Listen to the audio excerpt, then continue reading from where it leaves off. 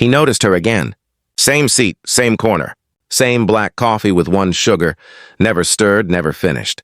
Every morning at 8:15, she walked into his cafe like a quiet ghost, ordered the same thing, sat by the window, and just stared out. Her eyes didn't seem to see the street outside. They looked through it, through time, through memory, maybe through pain. And every morning he told himself he wouldn't look, wouldn't care. But every morning he did. It started as curiosity. Then it became a routine. And slowly it became something he couldn't shake, like a thread that tugged at something deep inside him every time she came in. He didn't even know her name. Yet somehow, her silence felt familiar. He was Daniel, owner of a small cafe tucked between a bookstore and an antique shop on a quiet street corner. He opened it not for profit, but for peace. Life had been too loud before, too full of broken promises and unfinished dreams. His wife had left 3 years ago, taking their laughter with her.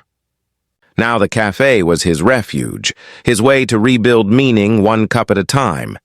And then came her. At first he thought she was just another customer, polite, reserved, distant.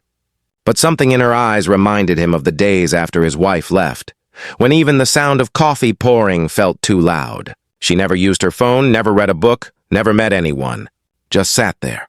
Always alone, always at that same table by the window. He started leaving little notes on her napkin, just small kindnesses disguised as randomness. Hope your day is gentle. The world feels heavy, but you don't have to carry it alone. Some mornings are easier when someone notices. She never responded, never even looked up. But she kept coming, every single morning. And one rainy Thursday, when the clouds hung low and the city smelled like wet pavement, she finally spoke. "You're the one writing those, aren't you?" Her voice was soft, fragile. He froze mid-step, holding a tray of steaming mugs. Yes. Guilty. She gave a faint smile that didn't quite reach her eyes. "Thank you. I didn't realize how much I needed words from a stranger." That one sentence cracked something open. And just like that, silence turned into small talk. Small talk turned into shared stories. She told him her name was Clara. She was an artist once, she said, before the colors faded from her life. Her husband had died 2 years ago. Cancer, quick, brutal. She'd stopped painting the day he took his last breath. The cafe, she admitted, was her way to feel less invisible. To remember what normal felt like. Daniel listened. Really listened. Because for the first time in years, someone's pain didn't make him run. It made him stay. They started talking every morning after that. About music, about grief, about how strange it was to live after losing someone. Some days she cried quietly into her coffee. Some days she laughed, a sound so beautiful it startled him.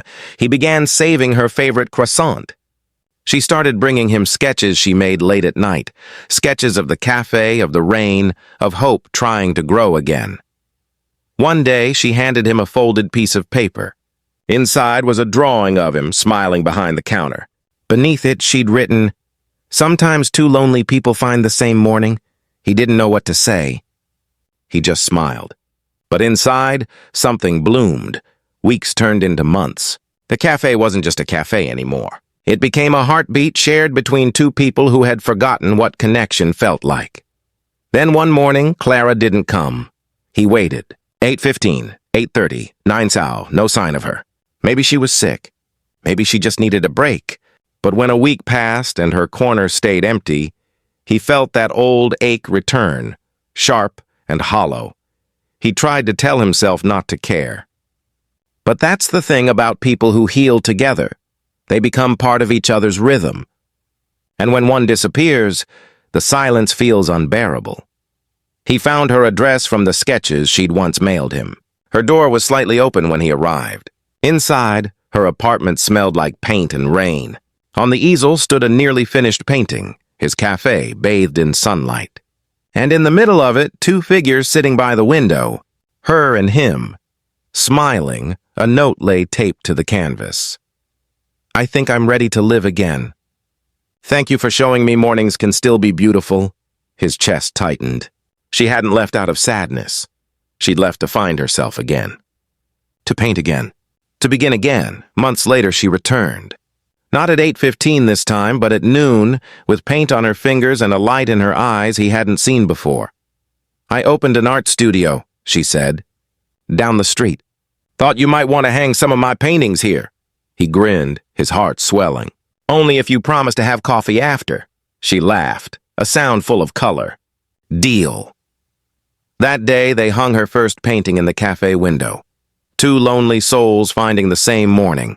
And from then on, the cafe wasn't just a place for coffee, it was where people came to remember they weren't alone. Because sometimes, love doesn't arrive with fireworks. Sometimes, it's just two quiet hearts finding the same seat every morning until they both remember how to feel alive again.